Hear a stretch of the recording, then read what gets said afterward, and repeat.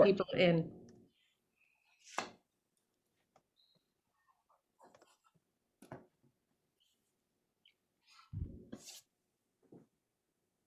You getting any snow up there, Ben? It kind of fizzled out. We only got maybe 3 or 4 inches of icy pellets. Yeah. I guess it No, got warm. It got warm above us, and it went from light, fluffy snow to icy pellets. Yeah. All we got was rain. It just melted, and it rained and ice, a little bit of ice. Yep. Melted the snow that was around. Even here, it was about almost 40 degrees yesterday, so it was just rain and slush. Yeah. Well, you wonder how the weather forecasters get paid.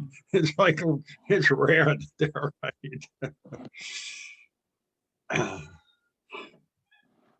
It is funny. Okay. So we have about half of the people are signed in. Let's wait one more minute before we start. Okay.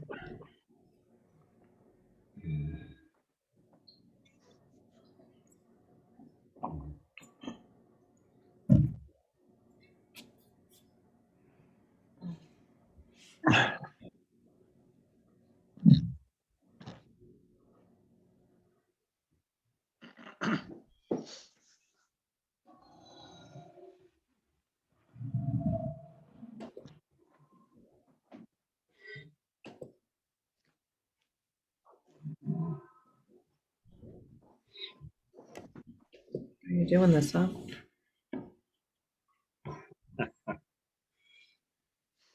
Cats are funny animals.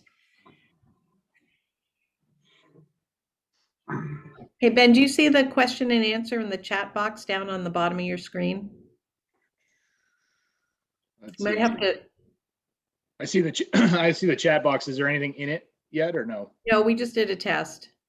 Okay. So that's where the attendees will be able to pose questions or say hi. So you may want to check that.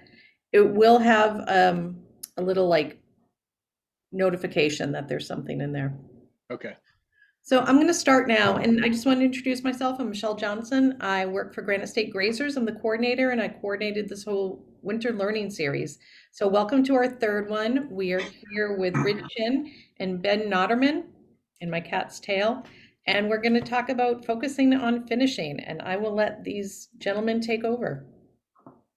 Okay. Well, thank you very much, Michelle, for putting this together. This is fantastic to be able to do this without driving around. Anyway, I'm going to share my screen and start with the slides that way. And the host is disabled participant screen sharing. Oh, well, then I have to You have to undo that. I have to undo that. Let's see. Forget this every time. Sorry. There you go. You should be all good to go. Let's see. What am I looking for here? Just a minute. Oh, come on.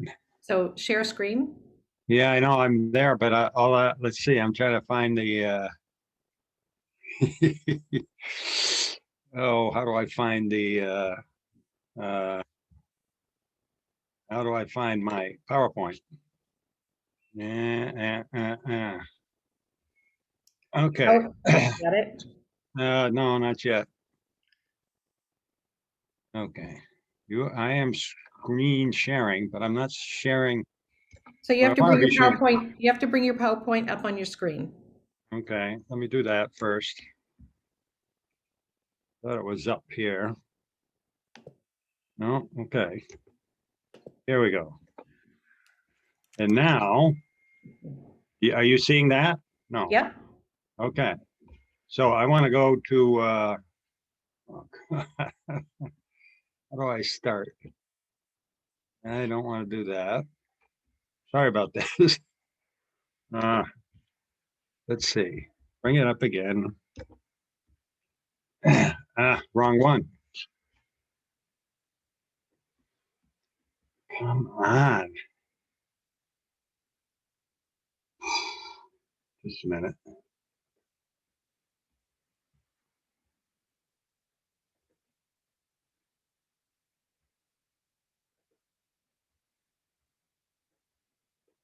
All right.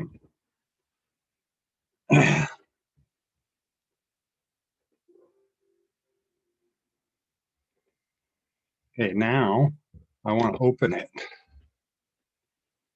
Okay. Now I'm going to do a new share. See if this comes in.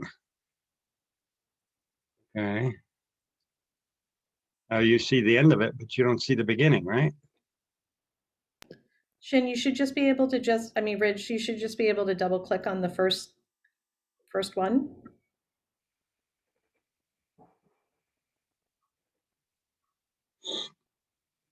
Come on.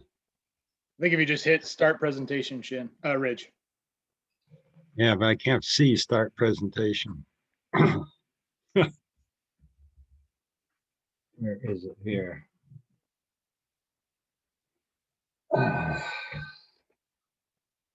Okay, let's try this again.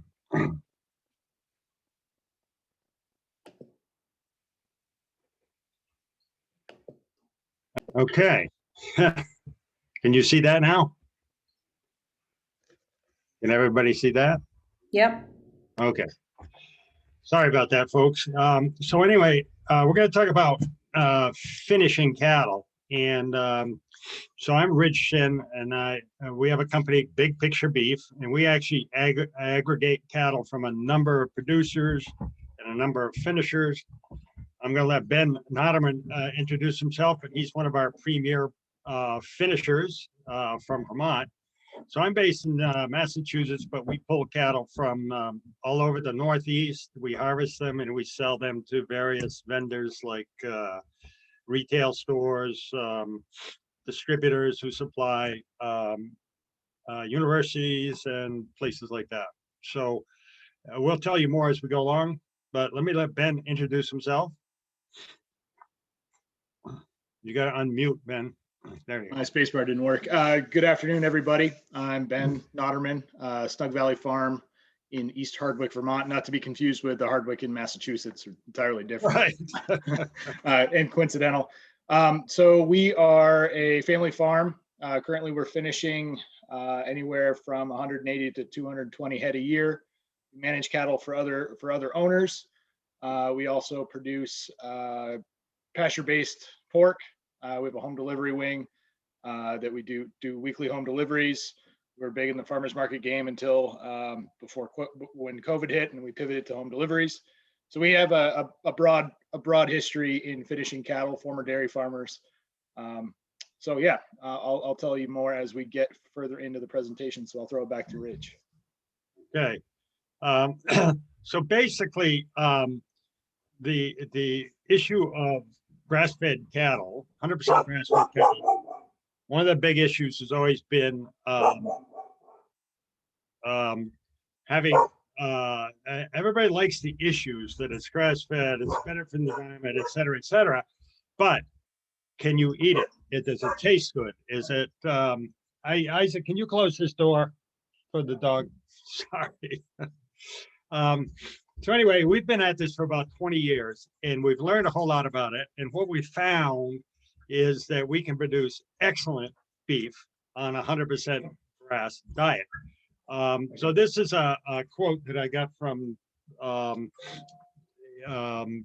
Stone Barns. You know, we shipped them some steaks to try, and Dan Barber, who's embraced the farm to table for years, was just blown away by the quality. And he was like, how did you do that? So what we're going to try and do is explain how you can do that. It really is about the energy in the forage and harvesting the energy in order to put fat in the meat, which is where the flavor is and all the good stuff. So, you know, in the Northeast, we have a massive advantage over the rest of the country. Besides the proximity to the markets of the world, we're able, because of the way we're set up with the rain and dairy quality soils, we can graze one animal on 1 acre or one animal on 2 acres, whereas out west where a lot of cattle are, it takes 15, 20 acres to support a bovine. So we have a huge advantage here in the Northeast, but it's not easy. So, you know, at the end of the day, it's really about the meat. It's about It's not the fact that we got a third-party certification that said we did everything right and it's 100% grass-fed. If you can't eat it and it's tasty and excellent, then it really is doesn't work. So how do you get the quality in the meat when you're feeding only forage? And what we're looking for, one of the issues we're looking for is a correct ratio of the fats, omega-6, omega-3 fatty acids. And we've done a lot of testing on our meat. So this is just test results from a lab at Clemson University where we sent 8 animals in a row. We just took them out of our harvest, sent the steaks, and they precipitated all the fats out, and they measured all the different kinds of fats, the CLAs. And down here at the bottom, they measure the the ratio of omega-6 to omega-3. And it seems like that's pretty telling about whether the animal ate grain or not. So in the standard conventional CAFO finished beef, it's about 10 omega-6 to 1 omega-3. When you feed grass only, you get about a 1.2 to 1 ratio of omega-6 to omega-3. And you can see up at the top, she actually measured the fat. And so these 8 animals, of the 8 animals, 1 was prime, 6 were choice, and 1 was high select. And the researcher called me right up and she said, Rich, these cattle are fat, but I can see that they only ate grass because of that ratio. So that's the key. So how do you do it? That's what we're going to hopefully talk to you about. So in order to end up with a very desirable product at the end, which is 100% grass-fed, but also eats, you really got to get the recipe. There is no real recipe, but the things you need is you have to have the right kind of cattle, and then you have to have the right kind of forage, and you have to harvest the energy in the forage in order to get them fat. So, this is just a quick look at the genetics that will set you up for success. So the cattle have to be moderately tall, deep-bodied, and we feel like we're really prejudiced toward just the English breeds: Angus, Hereford, Devon, all the English breeds. Most of the continental breeds that come in, the Charolais, the Simmentals, and a lot of those were brought in to create size in the cattle, but they also brought with them a lack of fattening. For instance, the Limousine breed just doesn't have much fat. Laura's Lean Beef, the brand that is promoting lean beef, is based on the Limousine breed because it doesn't get fat. But once we understand that the fats are good for you, fats are essential for your brain function, and you want more of them, you just want them in right ratio, we immediately go back to the British breeds for a quality eating experience. So they need to be moderately tall. So what I mean by that is 48, 49 inches tall, not over your head. And what tends to happen is when you get cattle that are moderate, you tend to also get deep-bodied cattle, and that's exactly what we're looking for, like that cow. That's an excellent animal for finishing on grass. Years ago, I worked at Old Sturbridge Village, a living history museum down in Sturbridge, Massachusetts, and in the curatorial collection, they always had these paintings of cattle from the 1800s. I look at them and say, man, that artist must have been drunk, drawing these pictures of a real big body and a little tiny head. But you see like tons of them, all different colored breeds and whatever, and they look like this in the picture. But then we found those animals, they exist. And those are the animals that will work on a forage only diet. So starting with the right, let's see, did I skip one? No, starting with the right genetics is huge. Like I said, I won't even spend much time on this. We all know that the Northeast is this incredible market for grass-fed beef. Incredible number of stores, retail stores, colleges, universities, hospitals, and it is a wealthy area of the country, and they're already buying grass-fed beef. The challenge at the moment is most of the beef that they're buying that's grass-fed is coming from Australia and Uruguay. So this is the concept of big picture beef, that we have all these little cow-calf farms supplying a larger finishing farm like Ben's that would take and build a much bigger herd out of the smaller farms. So the statistics nationally are, let's see, go back here. In this region, which we have identified as our region, this is the Northeast. It is the same region that the USDA calls the Northeast. So there's the what's it called? The Northeast Pasture Consortium, and that is these states. So it's New England, New York, Pennsylvania, New Jersey, Delaware, Maryland, and West Virginia. But in this whole region, there's over 600,000 beef calves born every year, not dairy, just beef. And when I talked to Mike Baker at Cornell, I said, you know, Mike, do we have any statistics on how many of these cattle leave the region and go west to the feedlots? I said, can we say a lot of them? He said, you can say the vast majority of those 600,000 animals leave the region.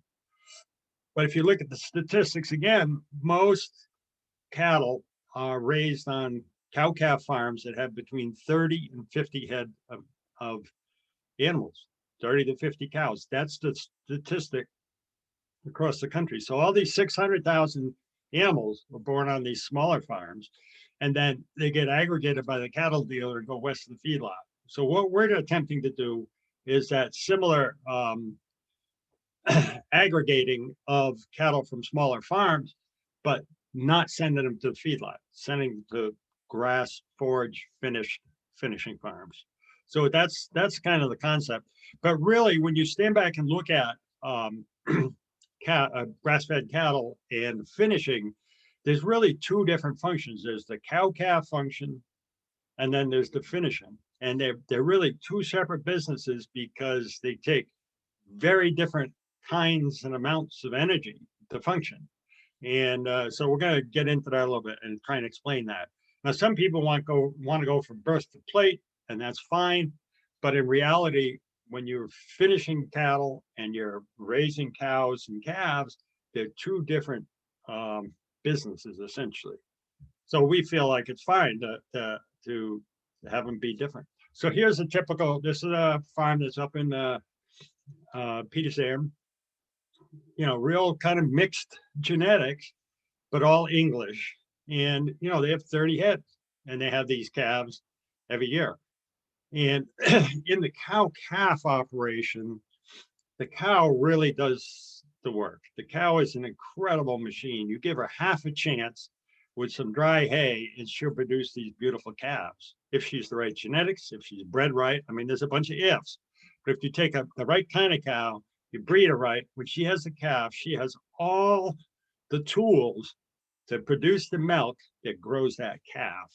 And she can do it not effortlessly, but she can do it without a whole lot of management.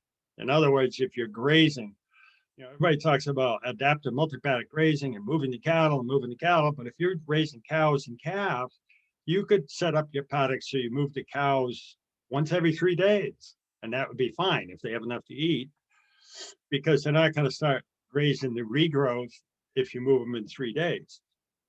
You're finishing, it's going to be a lot more often than that to accommodate harvesting the energy in the grass. But when the cow is raising a calf, the cow's needs nutritionally are simply maintenance. I mean, the cow's got to keep herself alive, but she's not growing bone, she's not growing fat, she's simply producing milk to raise the calf.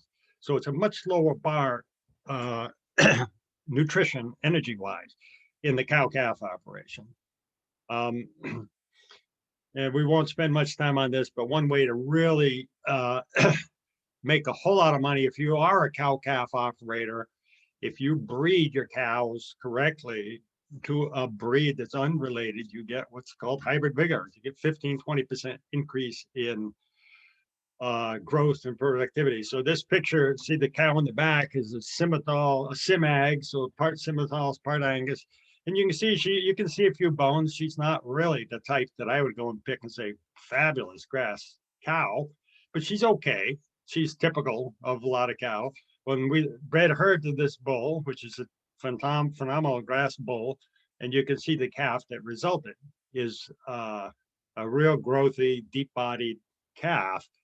And if you go and look at the literature, the university will tell you when you crossbreed, you get 15-20% increase in production. So if you take an Angus and breed it to a Hereford, you get that black baldy.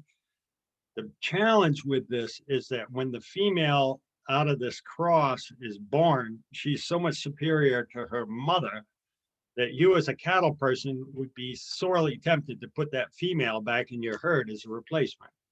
And then the whole hybrid vigor thing dilutes as you begin to mix it up, mix it up, mix it up. So you're better off to take whatever breed you have as mother cows, breed them to a bull of a different breed, and harvest the males and females for meat.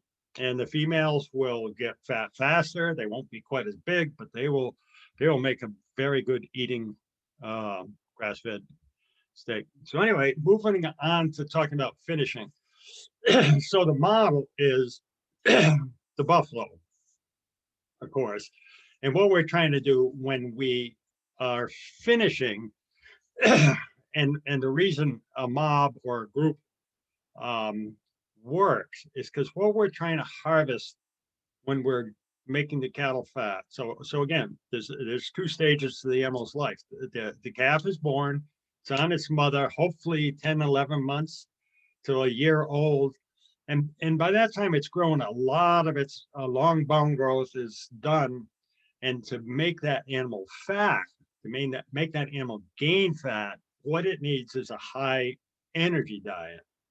That's how a feedlot works. It takes those cattle that have been taken off their mother, weaned, they're backgrounded a little bit, they're put in a feedlot, and they pour the energy in the form of grain.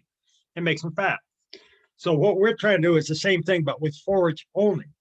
So it really requires that you know about your forage. And to give you some real quick rules of thumb, when the grass, when you approach a paddock of grass, there's more energy in the top third of the grass than there is in the other 2/3.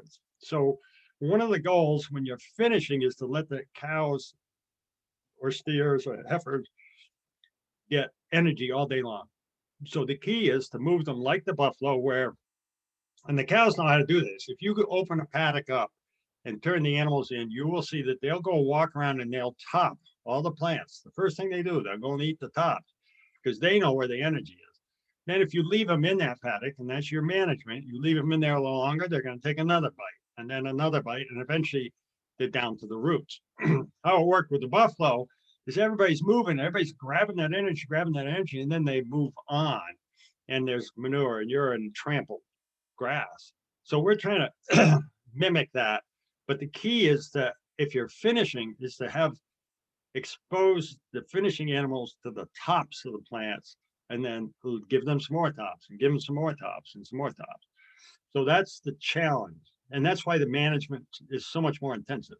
The management is with an electric fence, typically, to show them where to eat.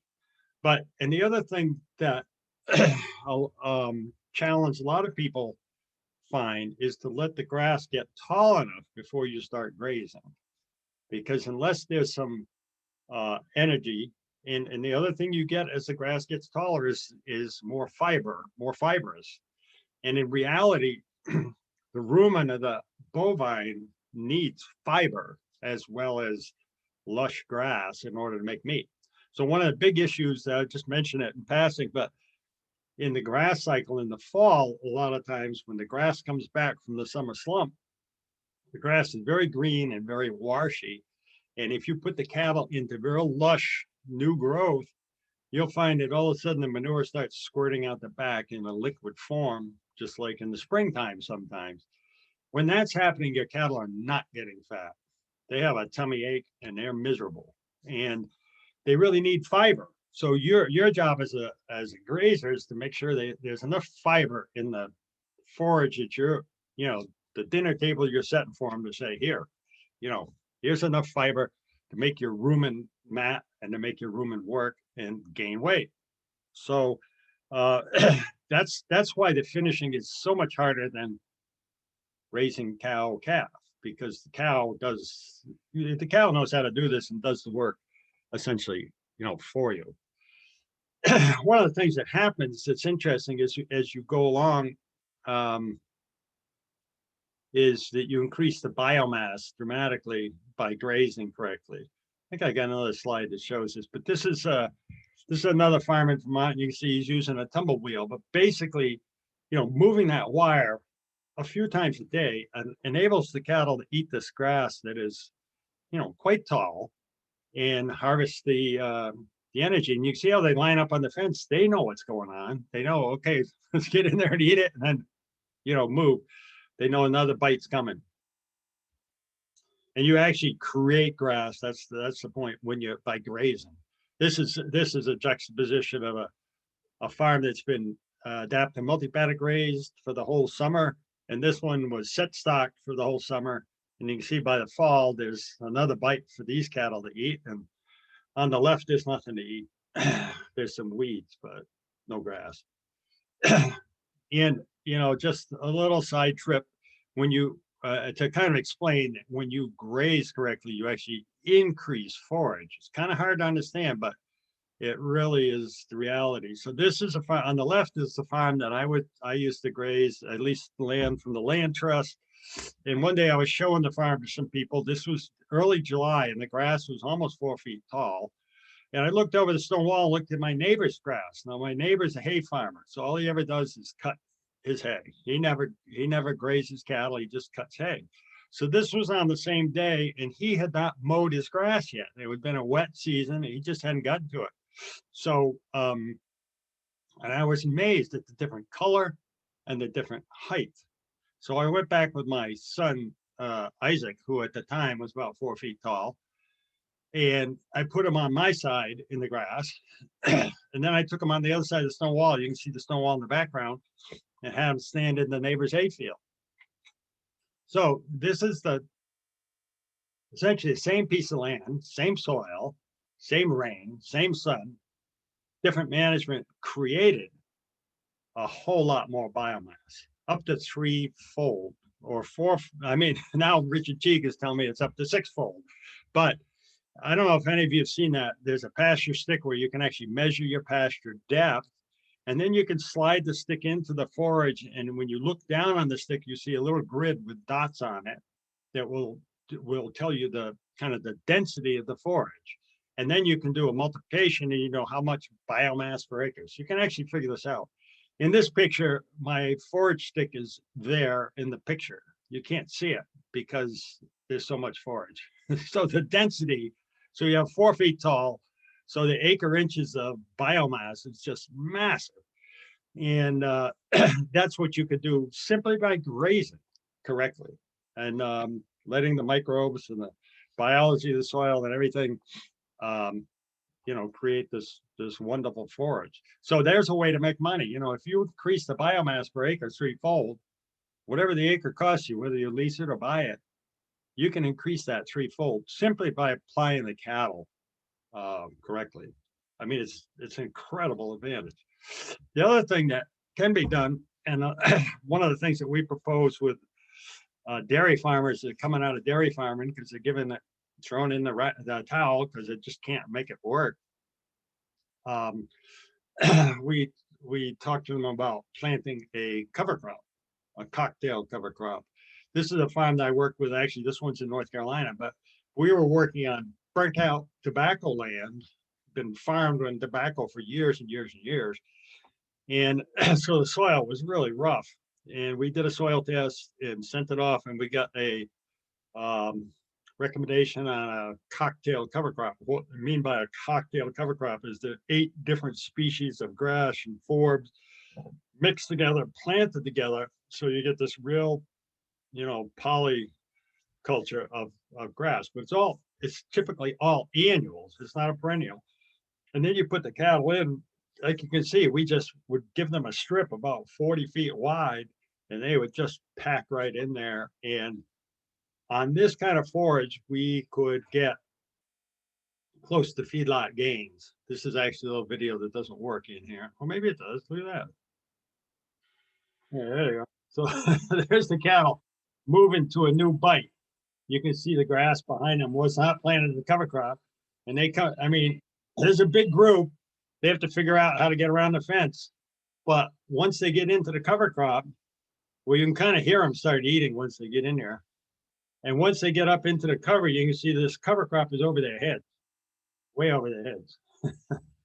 And the way we manage it was to strip it. So after a few hours, this would all be eaten and trampled, and we move them over and give them a new strip.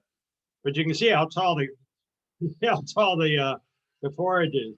But in terms of actually finishing cattle, the gains that you can get, the per pound per day gains, are over 3 pounds a day. So you get up close to the equivalent of feedlot type gains out of a forage. And it's an incredible way to transition from say a dairy farmer that's been planting corn for 25 years. Instead of just trying to plant it down to a perennial, having to skip a year to let the perennial get established, you plant a cover crop and trample it in, and the results in terms of the stimulation of the soil and the microbes and everything else is just incredible. Not to mention the fact that you can harvest cattle off it and make money in the first season off this cover crop. I mean, of course, you have the cost of planting the cover crop, and the seed, and no-till seeder and all that kind of thing. But it's a way to swiftly get into finishing cattle. Here we go. Keep going. And this really should have been up with the cow calf, because this really is talking about cow calf. But one of the huge advantages of financial advantages of raising cows and calves is, again, the cow does the work, the nutritional needs are not immense, and the more time you can avoid feeding hay, the more days of the year, the more money you're going to make. It's as simple as that. You can take all the different courses in the world, and when you feed hay, you lose money. Whether you make it yourself, whether your father gives it to you, whether you buy it, any way you do it, you lose money feeding hay. And it's a real hard paradigm to shift. Most people, find it very hard to think, oh, well, it snows where I live. It's always what you hear.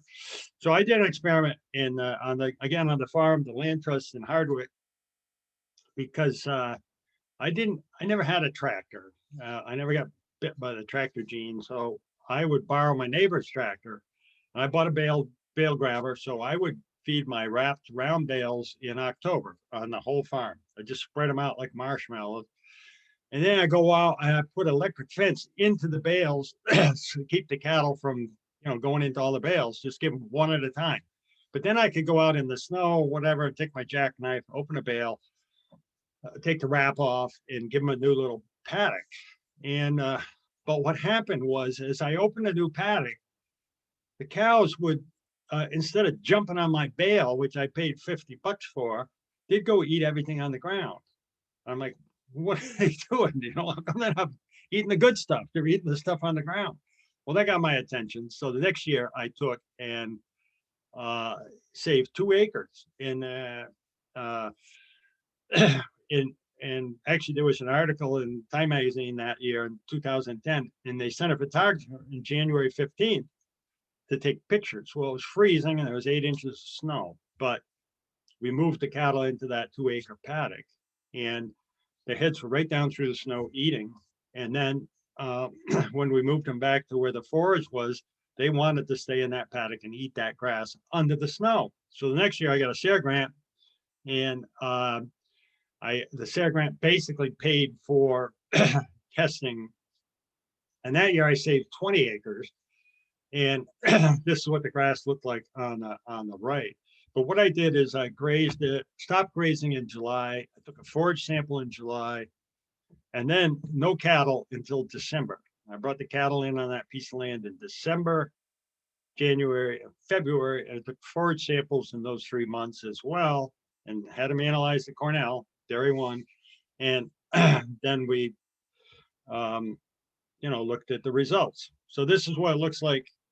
This was January. There wasn't any snow at that time, which happens a lot. We get snow and then the snow melts and there they are. But you can see, if you look at those cattle, their body condition score is just remarkable. I mean, they're in great shape. And that's what they're eating. They don't have any supplemental feed. They don't have any supplemental hay. They're just eating that grass that was stockpiled in July, just a perennial. Orchard grass, red clover, just your typical old perennial. And you can see I fed it out with a wire. I didn't give him the whole area. I gave him a strip every day. And you can see this guy's trying to reach under the wire, get the next bite. But the thing is, during that whole 3 months when they were grazing this, there's a number of pictures in the report. It's a SARE grant, so it's a public document. You can go look it up, winter grazing. And I took a lot of pictures of the manure because there is a perfect manure patty. And what that was showing me is that on this dry feed, which isn't completely dry, their rumen was functioning. If they produce manure like that, then their rumen is like perfect. It's working fine. And again, this was cows and calves. This is not finishing animals. This was cows and calves. But anyway, when we were all done, I went and took my advisor was at UMass, Stephen Hebert, and I had all these points of testing. You can see the graph on the left, the July, December, January, February. So, you know, I had points in time. We tested for all the things you normally test for: relative feed value, total digestible nutrients, all those things. And you can see the feed values declined over the winter, which was kind of to be expected. But, you know, we had all these samples. We put them on this line graph. So then I went to Stephen. I said, Stephen, this is interesting, but could we plot on the same graph a bale of baleage and a bale of grass hay? So the bar graphs down to the lower right-hand side of the left-hand picture show the baleage that I was buying and feeding from a good local farmer, a bale of grass hay from the UMass farm. And you can see that the values of the stored feeds are at the same or lower than the forage in February on the ground. Now, if you look at the narrative in the study and talk about what it costs to make the baleage and the dry hay, and then carry them back to the cattle, it's really like a no-brainer. But it's a real hard paradigm shift to make. But in terms of cows and calves, that's where you make money. Every day that you don't feed stored feed is where you're making money. And now, so now we're moving to some slides from Ben's farm to talk about finishing in the wintertime in New England, because it is a challenge. And so you just tell me when you want the slides to move, Ben, all right? All right. Oh, I don't know if this is the right version, Ridge.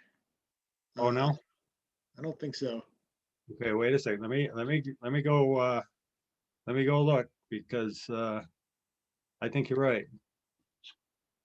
Oh, come on now. We're definitely grass people, not tech people, if you haven't. Right. Okay, let's see. Is this the one? Just a minute. I'll be able to tell you.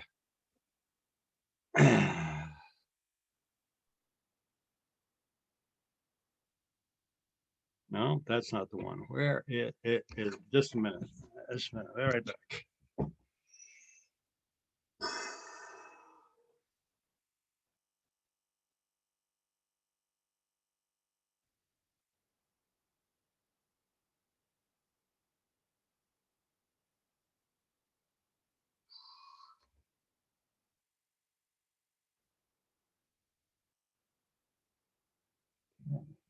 Where the hell did that go?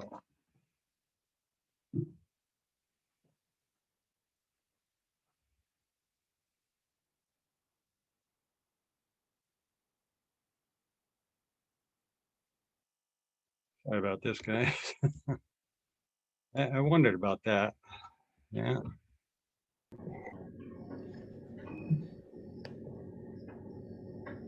So maybe while Ridge is looking, Ben, you can look at some of the questions that have been asked and talk about those. Sure. All right. Ridge had mentioned that low cattle height of 48 to 49 inches to the top of the shoulder. That's where I would guess that height is being measured. Is that what you would agree with, Ridge? Correct. Yeah. So my cattle, some of them are slightly taller than that, but definitely on the high end, they're maybe 4.5 feet. I do like short cattle. They're closer to the grass. They don't have to work as hard to get to it.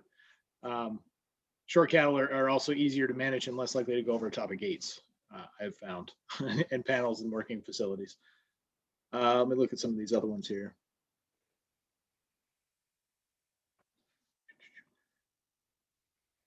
So Bill asks, in a winter like this, we've had lots of ice from Christmas onward. How do you feel, or how do you deal with providing feed? It seems like you'd have to have hay available in case of adverse weather. It is always a good idea to have a backup supply or a plan, at least a contingency plan.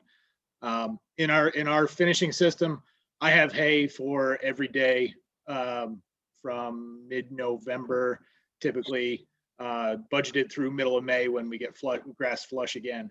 A little different, probably you could get away with less quality hay and less hay, obviously, for a cow-calf operation.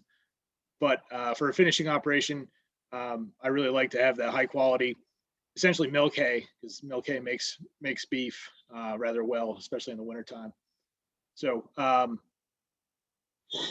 let's see. So we feed, as you'll see when we get into my section of the presentation here, we feed in two different facilities, one on the home farm and then one in a space at a farm up the road, and two different forage styles, two different feeding methods. At our home farm, we feed with round bales. We cover about 130 to 150 acres of hay land annually, 3 cuts typically, and we go when dairy farmers go to make hay is when we make hay. As former dairy farmers, it's very hard to get out of the making good quality dairy hay because that's what you essentially need to finish cattle on during the winter time. So when we get to that, maybe Ridge has found the version. I think I got it. Finally. Okay. Sorry about it. Well, I'll get you there just a minute. All right, no problem. Come on, I was coming. How come this isn't opening up now? Can everybody see my screen? Everybody can? Yes. Okay, let's go down through here. Yeah, not tech. Sorry. My apologies. There you go. There we go. Yeah, I think those are the ones, right? Yeah. Yep, that's the one. Yep. Right. All right. So this is an example of our finishing setup at our home farm in East Hardwick. Like I said, we're set up to finish on round bales. We built this facility. I think this is, if my math is right, this is the 3rd winter we're in it. So it's a 40 by 80 superstructure pack barn. As you can see in the background of that photo, we have a 60 by 80 wood chip loafing yard, and then an 80-foot feed barn, covered feed alley, essentially, that we feed round bales under. So there's underneath the round bales, there's a 6-foot apron of concrete, and that's where we feed the hay. Roof is obviously to keep the feed dry and eliminate as much waste as possible. If you want to slide to the next one, or go to the next slide, Rich. Oh, sorry. No problem. I'm looking at the questions. Go ahead. Did it go? Nope.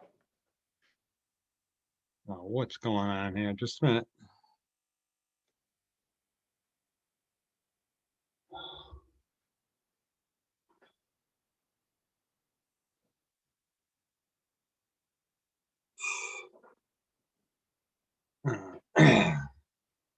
So that's just a section of our feed There it barn. is. Oh, there we go. Okay. So that water is pretty much in the center of our feed barn.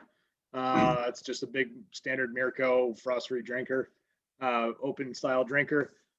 We do focus on, as we were talking about, high quality forages. Like if you would feed it to a dairy cow to make milk, we're going to be feeding it to one of our beef to make high quality beef.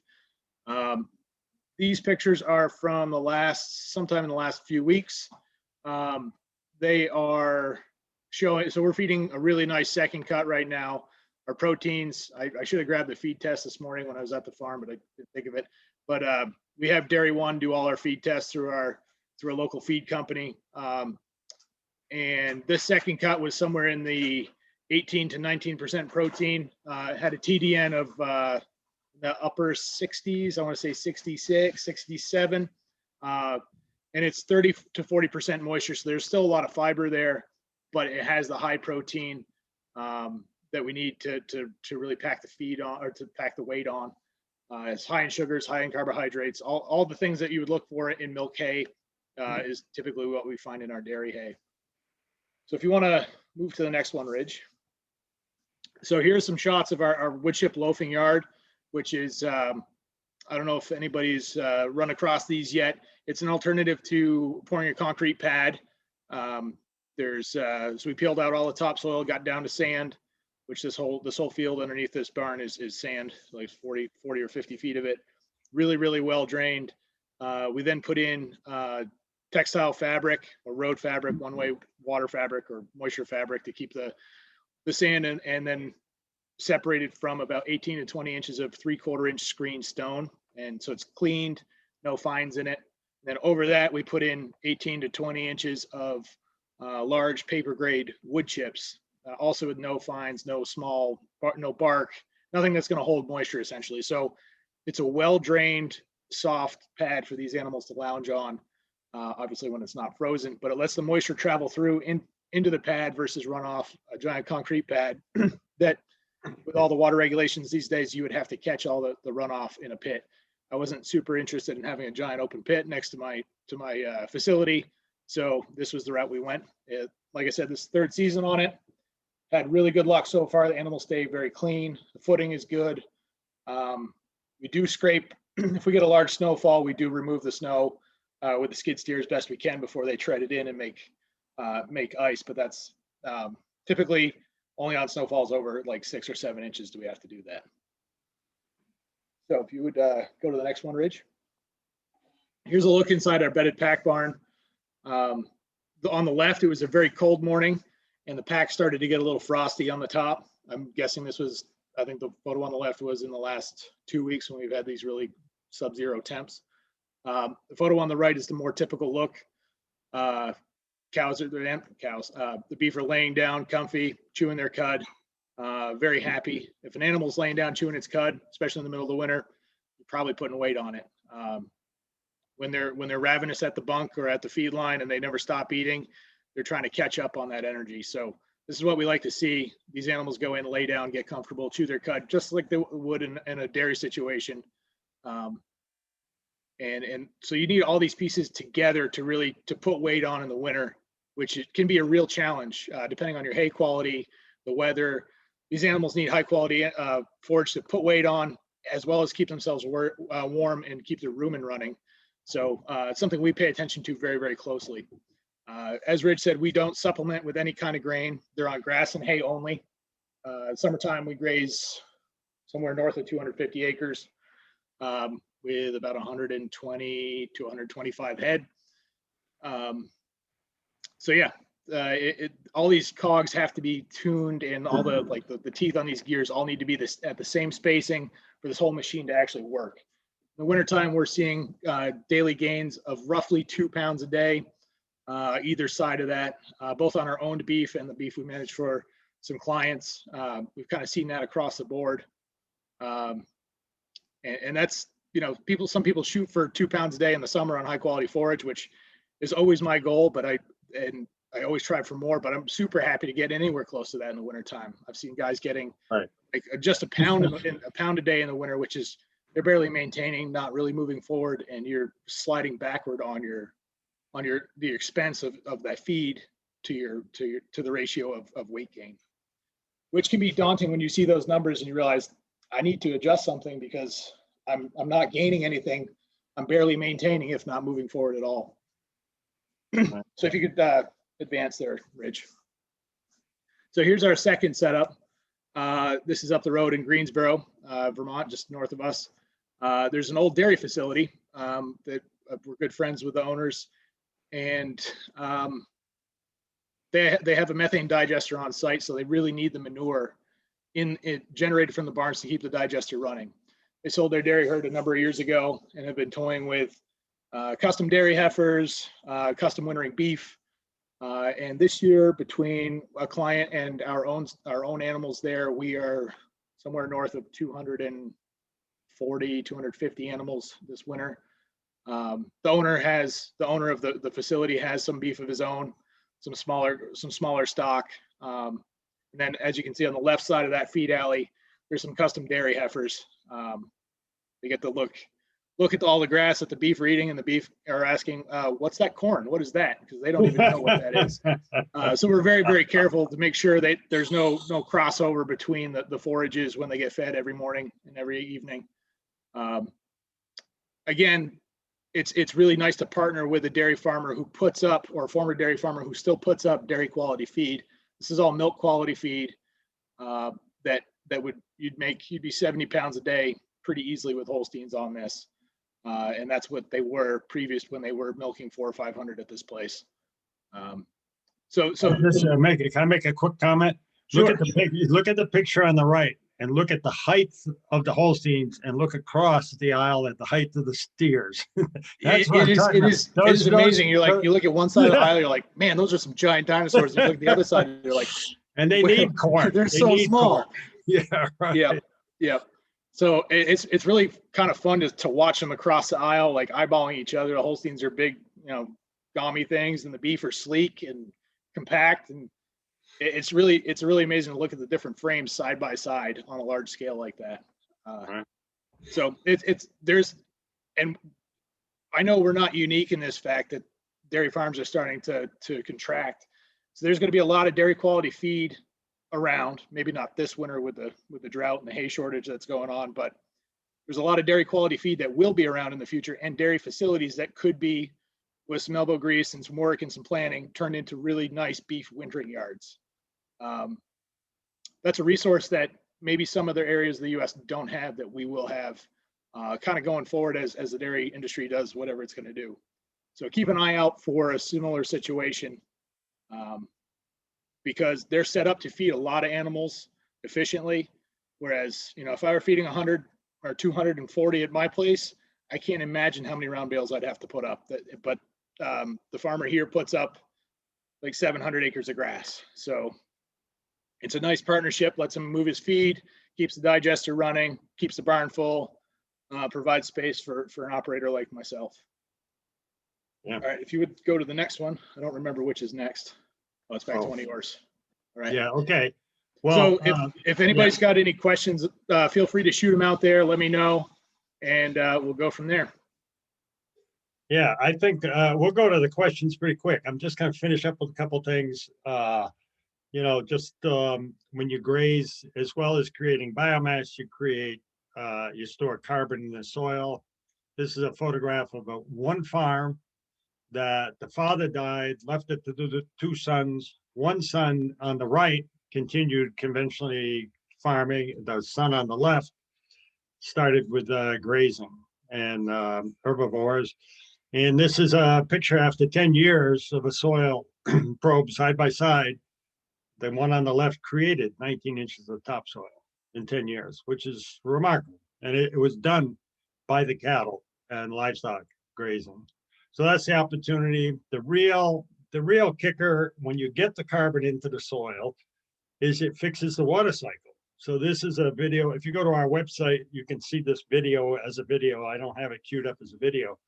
But basically, this guy, Stan Bowles, in South Dakota, did a perk test on 3 adjacent pieces of land. One was in corn that had just been recently no-tilled, seeded, the best common practices. A piece of land that was extensively grazed, the way they do it out west, where they put the cattle out all summer in one big paddock. And then the third was the adaptive multi-paddock grazed, where they moved the cattle the way we like to do it, with like the buffalo. And it was just remarkable because the perk test on the corn land, it took 30 minutes to percolate into the corn land. So the corn land was like concrete or macadam. And you wonder why the Mississippi floods, because you have whole states that are corn where the ground is impermeable. So we moved over to the extensively grazed piece of land, dramatically better. It took 7 minutes to percolate. And then he moved over to the adaptive multi-paddock grazed land. It took 10 seconds to percolate. So the porosity of the soil, the fact that you have carbon in there, which holds 7 or 8 times its weight in water, all of a sudden you reestablish the water cycle, which impacts drought, weird weather, all those things. So it's a huge advantage to us as we graze, we create this additional biomass. The water penetrates and is stored in the soil, slow release back out the way it's supposed to work. Anyway, those are all side benefits of grazing and finishing correctly. So this is just kind of more of the same. But, you know, there's huge economic advantages. I think Ben was putting his finger on it. The whole game in grass-fed beef is quality, consistent quality, intermuscular fat and tenderness, but it's also the economics are the rate of gain. So, you know, you can do the math. If you have a 750-pound feeder going to grass and they're gaining 1 pound a day, 1.5 a day, 2.5, the difference is phenomenal over the amount of time it's going to take you to finish those cows. And that's all money. You know, anytime you're keeping the animals for that amount of time. And so cattle can be raised. And the common perception is that it takes 24 months minimum, 28, 30 months to finish grass-fed cattle. And I would I would disagree with that, because we've had, years ago, we had cattle we finished in Vermont. Actually, Abe Collins was the grazer, but we had cattle that came to Vermont from Montana in May 1st, and they were yearlings on May 1st. They've been born a year. They traveled across the country, so they lost a bunch of weight, hit the ground, and those cattle were fat and finished in October and November, way before the 24 months that everybody feels it takes 24 months. So again, it all depends. It depends entirely on your rate of gain. It depends on where you're starting, and it depends on where you're finishing. If you have big rangy framed cattle, it's going to take you longer because you have a much bigger coat hanger to fill with meat. Whereas if you have modern animals, it's going to go faster. If you have heifers, it's going to go even faster than steers because they have a propensity to get fat. But it really is all about rate of gain, which goes back to the quality of the feed and the manager's ability to, you know, harvest the energy, both in the green grass when it's growing and then in the stored feeds. And these are just kind of finish up, you know, we always go back to the consumer and say, you know, I love this quote from Wendell Berry that eating is an agricultural act. And the picture on the left is a picture of a feedlot from Google. And you can see all those feedlot yards. Those are all pens with 100+ animals in them. And all the manures and urines go off to the lagoon on the right. So that's one image for the consumer. And the image on the right, of course, is the image that we're trying to sell, which is that the cattle are, you know, with other cattle, but they're not stationary in one place for their whole finishing process. So that's pretty much it. I'll read this quote because I love it, because it came from Henry Wallace, who was the Secretary of Agriculture back in between 1933 and 1941. And this is what he said back then in the late 30s. Grass will act as the great balance wheel and stabilizer to prevent gluts of other crops, to save soil from destruction, to build up a reserve of nutrients and moisture in the soil, ready for any future emergency, to create a more prosperous livestock industry, and finally, to contribute to the health of our people through better nutrition. This is back in the 1930s, he's saying this. I mean, it's remarkable, because that's what we know is the case now. And finally, the consumers and the public is beginning to agree. Anyway, just to point out quickly, in this picture, you can see it is way into fall in Massachusetts in this picture, and look at the grass, you know. But that's management. It doesn't just happen like that. So there we are. Let's go ahead and look at some questions. I guess how we do it is we open the question chat, right? So Bill, do you want to unmute and ask your question? No, Ridge, they can't ask, so you're going to read their questions and then answer. Okay, where is the question? Is it Where Bill it Foster says- would like to answer this question live? There's a Q&A Oh, down below, and it should say 10. There's 10 questions in them. Yeah. Okay, I was just looking at the first one from Bill Fosher. Is Oh, it he Bill? was just saying hi when Oh, you okay. guys got on. Okay. So Ben already answered the height one. Um, the height is key. Let's see. Bill says, can you talk about the economics of using annuals versus perennial forages? Do you see cover crops as a long-term tool or a tool to transition run out of crop ground to perennial pasture? I think the answer is all the above. You know, you could you the annuals is a much faster way to convert. Absolutely. If you told me you're going to convert corn land, I would say don't even consider planting a perennial pasture. Just go and plant cover crop for a year or two. The thing is, if you in terms of extending the season and grazing longer on finishing animals, the cover crops are a real tool because you can plant them and you can graze way into the fall with quality feed. And if you plant rye or something like that that pops early in the spring, you can have an earlier bite with the annual than you can with the perennial. So it's kind of a balancing act, I would say. You got something to say about that, Ben? Uh, I am just now starting this year to start drilling in some annuals to supplement along with our perennials. So I don't have a ton of experience. I have a ton of hope, and I'm kind of excited to see how it turns out this year. Yeah, I guess talk to me in the fall. I'll have more info on that one for you. Okay, well, Jennifer Nagel asks, what is the cost difference between the cocktail cover crop, seeds, planting, etc., opposed to hay grain per head or 10 head, if easier to guess? Where can I find the shared document for winter grazing? So, okay, the cost differential, it costs you to plant cover crop. It's probably going to be somewhere in the neighborhood of $50 to $60 per acre for the seed. And then, a no-till seeder. If you borrow it from your neighbor, some areas of New England have cooperative no-till seeders that you can rent out or lease and plant. So that's per acre.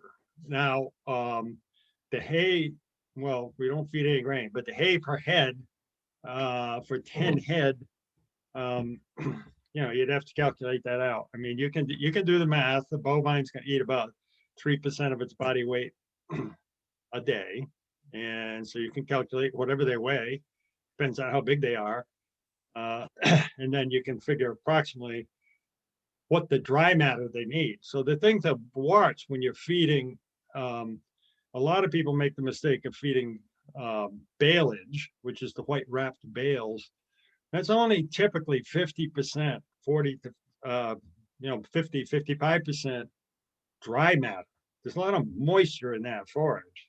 And people can get into trouble thinking that 1,000-pound bale is 1,000 pounds of dry matter. It is not. It is half water. And then with dry hay, you still, like Ben was saying, 30% is water. So you're looking at dry matter for the bovine. So it depends on the hay, the feed, the type of feed, as to figure out how much you would need. And then, of course, what season you're feeding, In terms of the shared document for winter grazing, you can go to Big Picture Beef website. There's a link to it, but you can also just search SARE, SARE, winter grazing, and I think it'll take you right there. There's not many of those studies that have been done. I think it'll take you to it.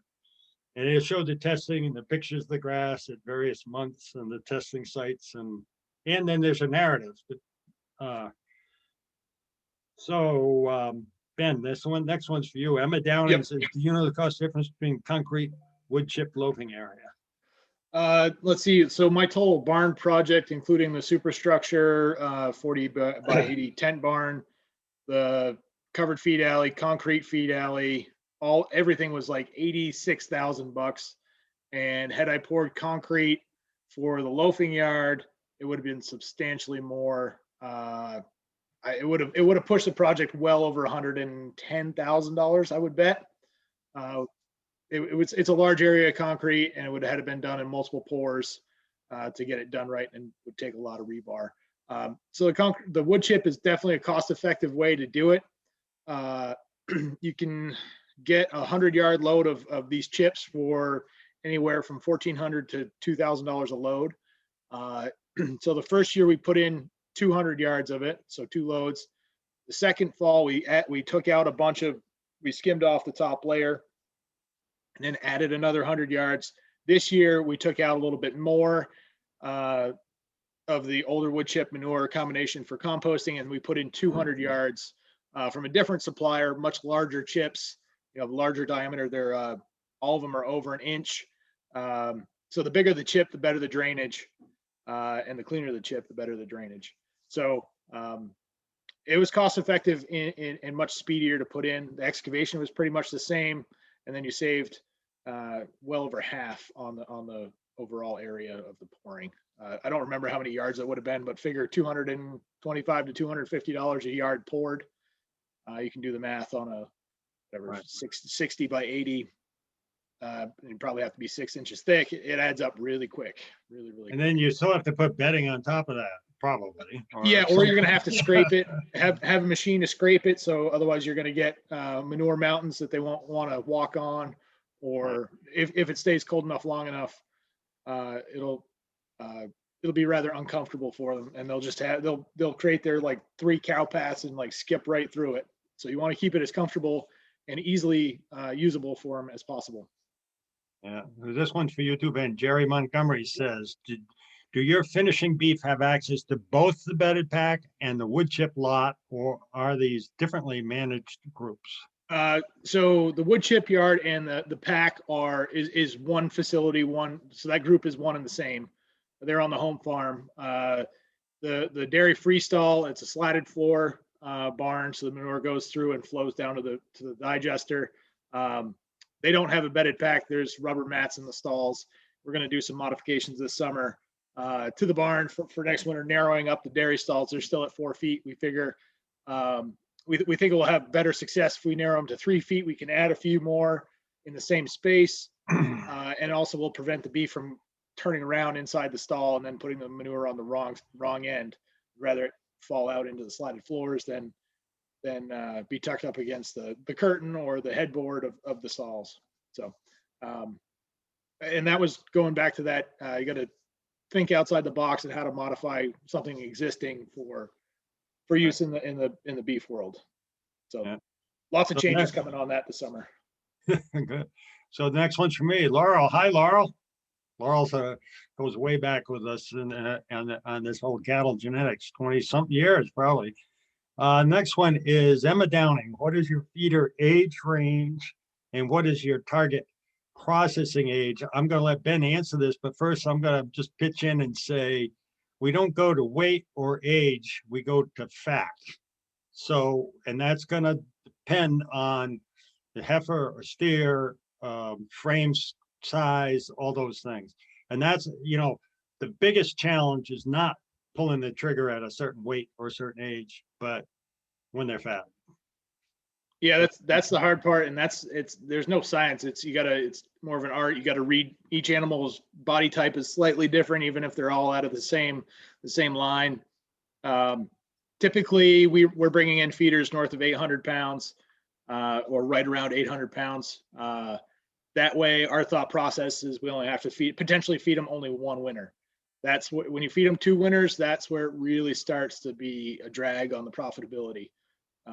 So whether they come in like April, May as 800 pounder, they'll be finished by the time September, October, November rolls around. But if we buy in a load or a pot load in July of 800 pounders, we're definitely going to have to take them over one winter. So there's a balance on those economics. You want to make sure that you're not you want to be heavy to finishing, depending on your situation, I guess, heavy to finishing on grass versus finishing on forage, on stored forage.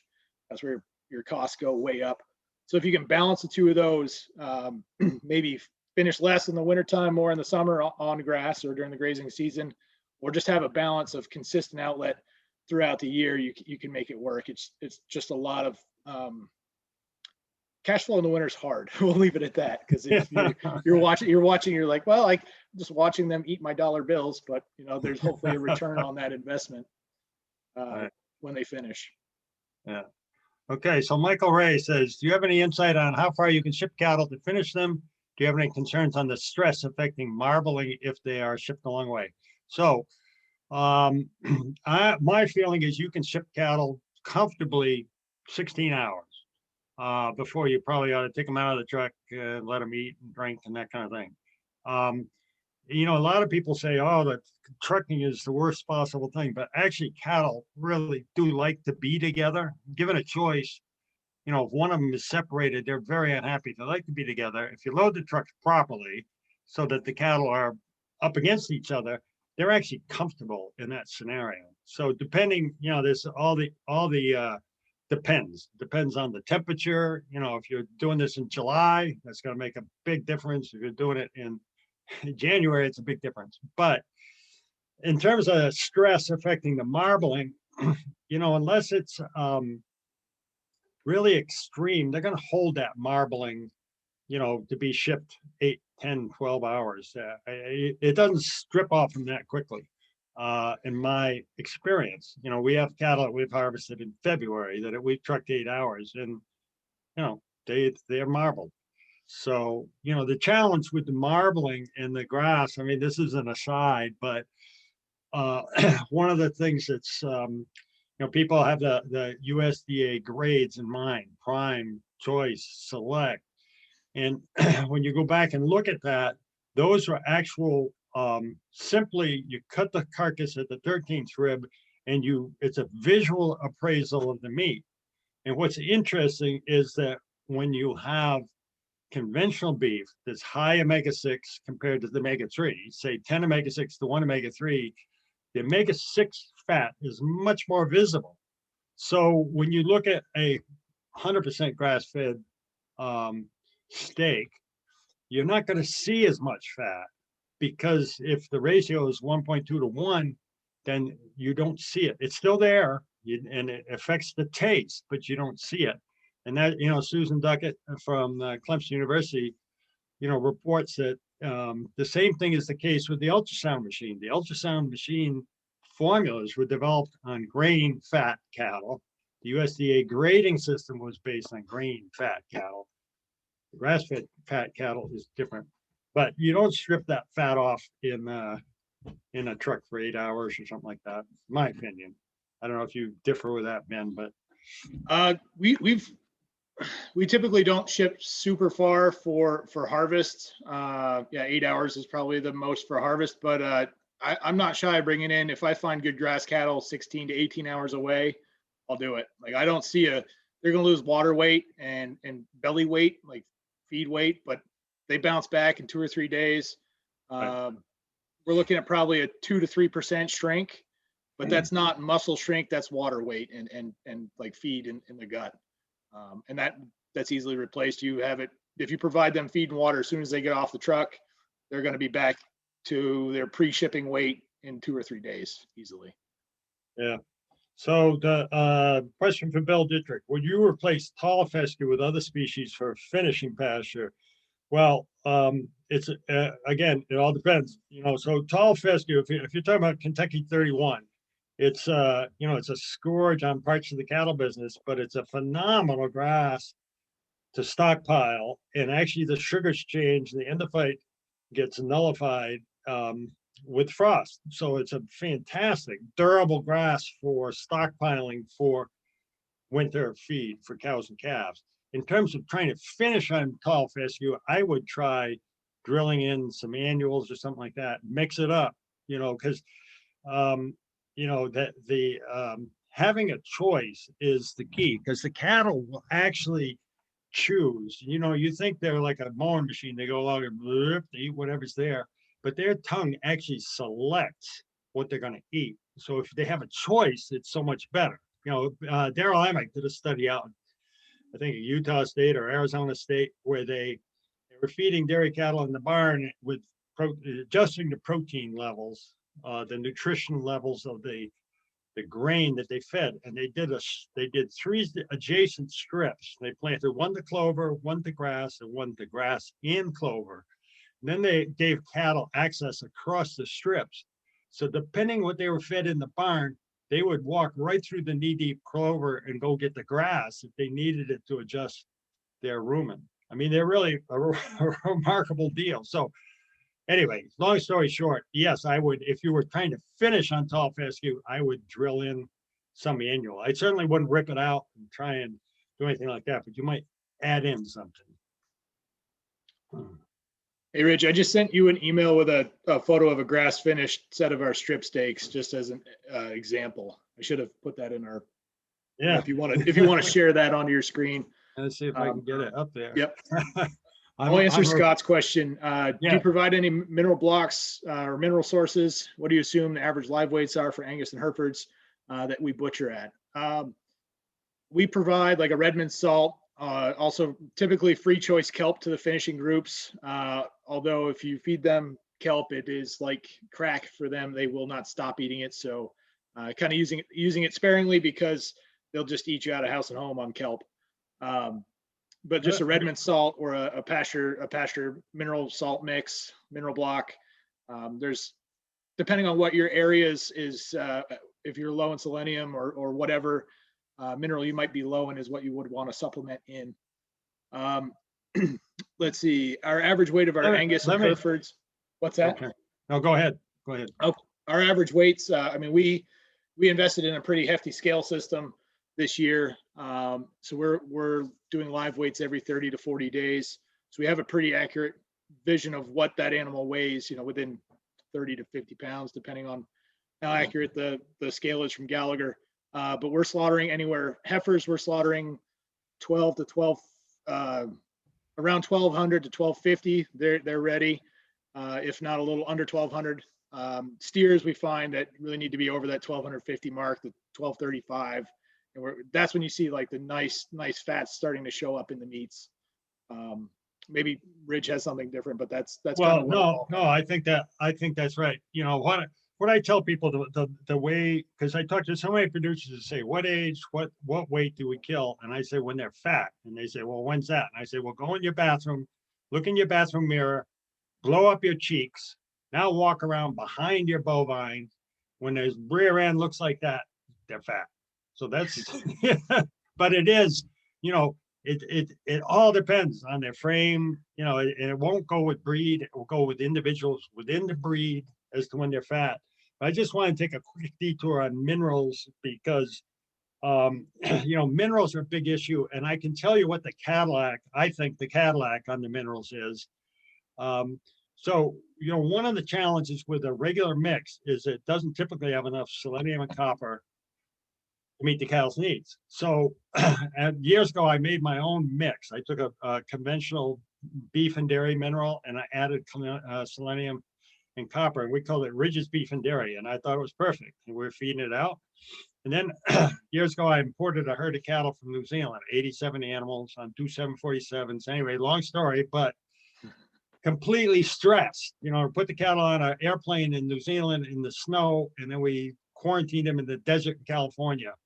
So it was just about the worst thing you could stress the animal. Then we moved them across the country to Massachusetts. So anyway, I was feeding this Ridge's Beef and Dairy, and I thought they were doing great. Then I did like Ben. I said, well, let me try some kelp. So I bought a ton of kelp, and these 70 animals ate it in about 3 days. They ate the whole ton. They just inhaled it, and I'm like, oh my God, they're starving for something. So I called this guy, ABC Minerals, Jim Helfner, and I said, Jim, he does a cafeteria style mineral. And I said, just send me the mineral, send me the feeder.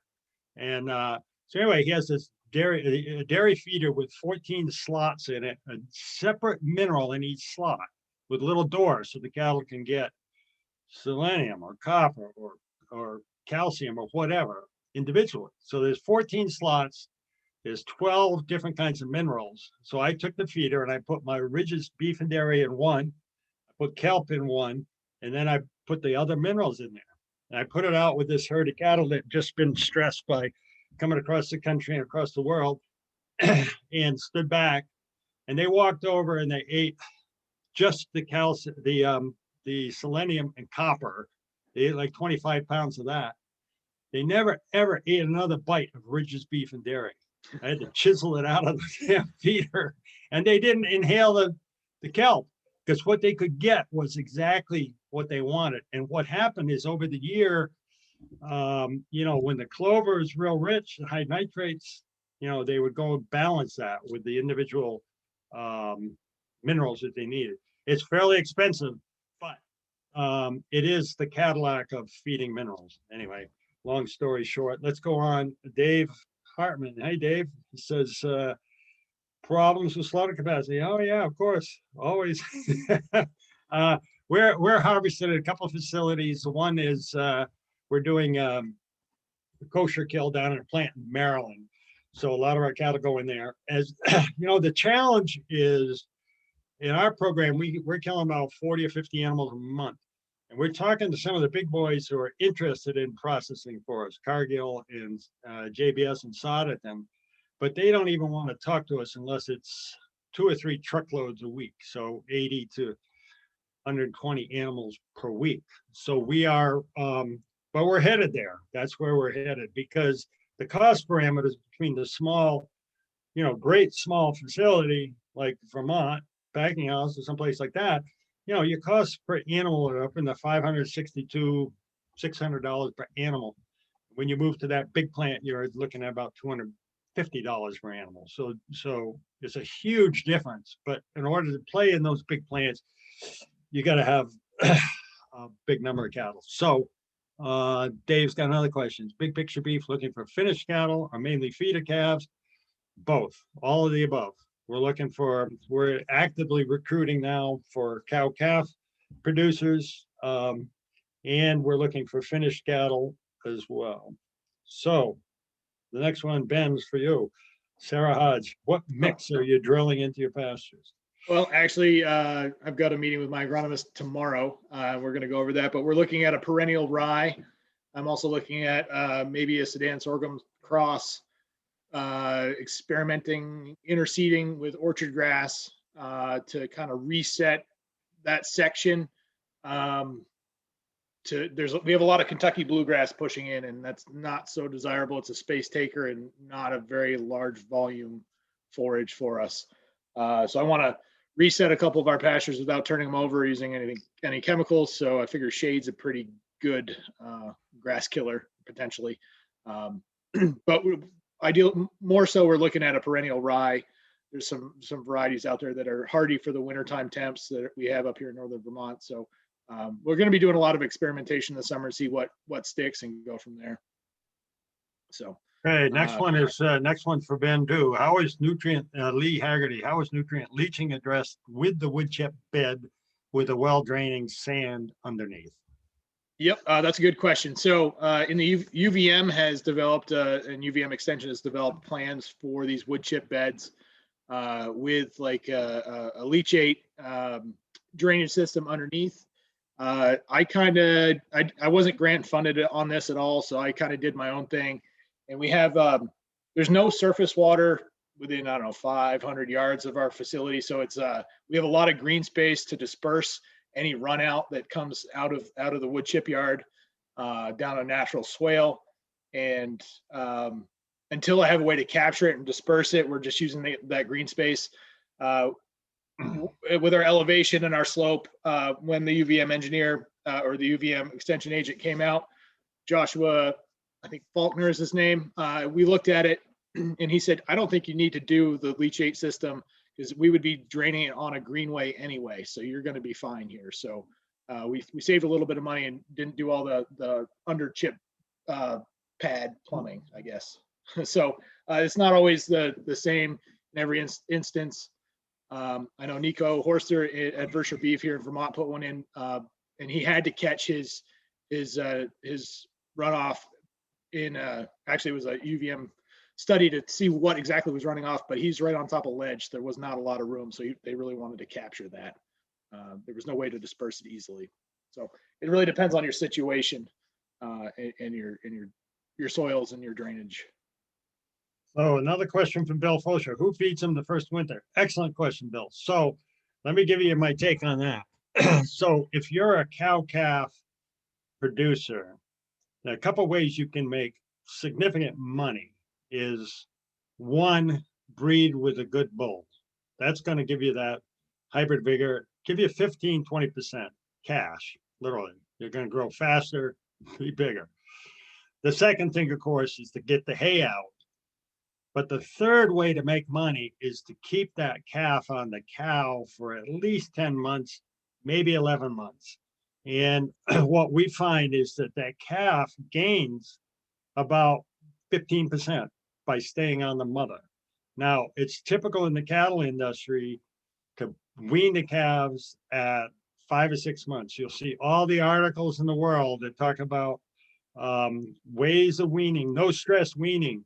But basically, when you wean a calf at 5 or 6 months in the fall, it's almost like you walked up to that calf and hit it in the head with a hammer 3 times because you're jerking it off its mother, you're putting it onto dry feed, and so anyway, we decided we did an experiment years ago in Roger Fortin's barn up in Maine. He used to be a dairy farmer. He had a big shed, like Ben was showing you, with a feed bunk, feeding with a self-unloading wagon. So what we did is in the fall, we went in, we weaned 6 calves, and we left 6 on the mother on the same feed bunk, getting the same feed every day. They were just, some were weaned, some weren't. We went back in March and we weighed them all. The ones that were with their mother were about 75 pounds heavier.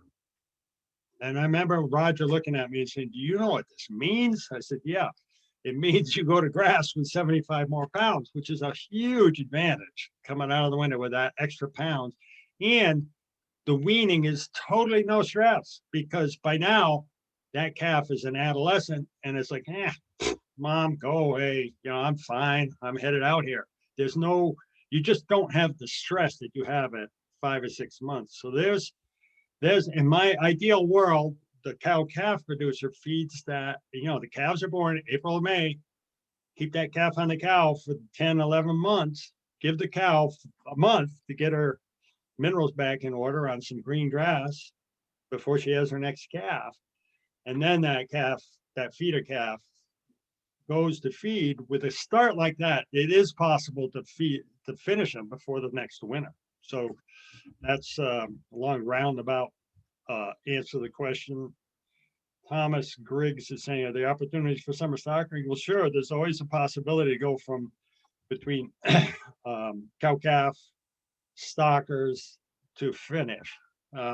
We tend to kind of go from cow-calf feeders to the finishing operation. But as this thing advances, I'm sure there's a place for people, and particularly, one of the challenges is transition.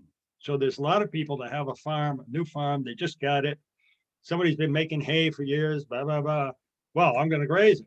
Well, it's going to take a while before you have finishing quality grass. A while meaning 2 or 3 years, a year or 2 or 3. So in the interim, you can still graze cattle, but you're just not going to get the gains. So stocking would be a possibility.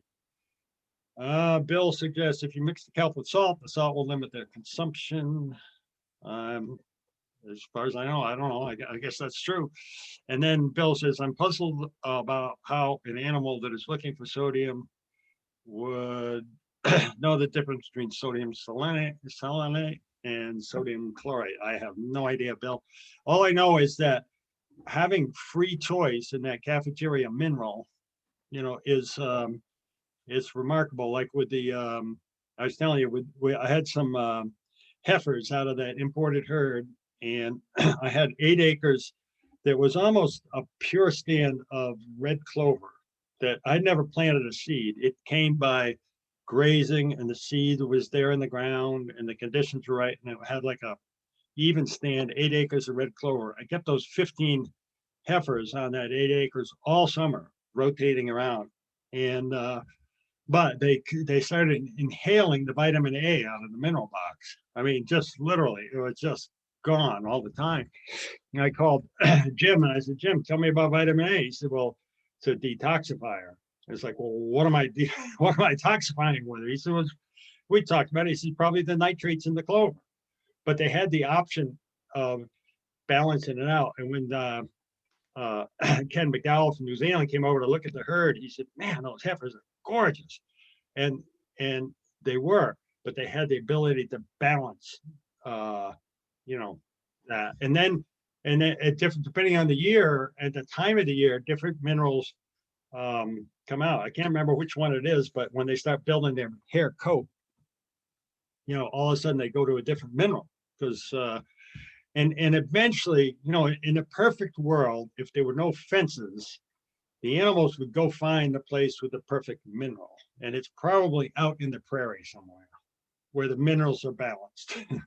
But because we say you got to eat in this paddock, it's almost inevitable that it's not balanced in minerals, so they need a supplement. Eventually, the theory being that if they take these cafeteria minerals, put them through their rumen, and they go back out in manure, that eventually between that and the biology being restoked in the land, that the minerals begin to become available from that piece of land. I mean, you know, what's her name? The soil food web lady, Elaine Ingram, says that I was in a talk once, she said, every piece of land has enough mineral underneath it. And I'm like, I went up to her afterwards and said, really? And she said, yeah, it might be down 25 feet. You got to plant something with roots to go down and get it. But so once you get that whole biology of the below the soil cranking and deep roots, you're pulling up minerals, plants make them, you know, bioavailable for the cattle. So that whole system eventually, but in the interim, you do need to supplement with some kind of mineral. But I don't know anything about your question there, Bill. Difference how what I'm amazed at is that the cattle can pick and choose, you know. So looks like we've answered all the questions, Michelle, eh? Yeah, I think you guys did a great job. It was wonderful questions. And on behalf of Granite State Grazers and the Winter Learning Series, I'd like to thank Big Picture Beef, Ben and Ridge for presenting this. Thanks everyone for tuning in. And I just wanted to remind you that next week at this time at 12:30 next Wednesday, we're going to have solar array grazing with Kimberly Hogan. So if you're interested in that, go to our website, www.grazenewhampshire.com, and you can sign up. So thanks everyone. Thanks Ridge. Thanks Ben. Yeah, sure. Ben, sorry, Thank you very much. I can't figure out how to get out of here to get to your pictures. I can't do it on the screen. Bye-bye. All Okay, right. bye-bye. See you later. Thank you, everybody. Bye-bye. Bye.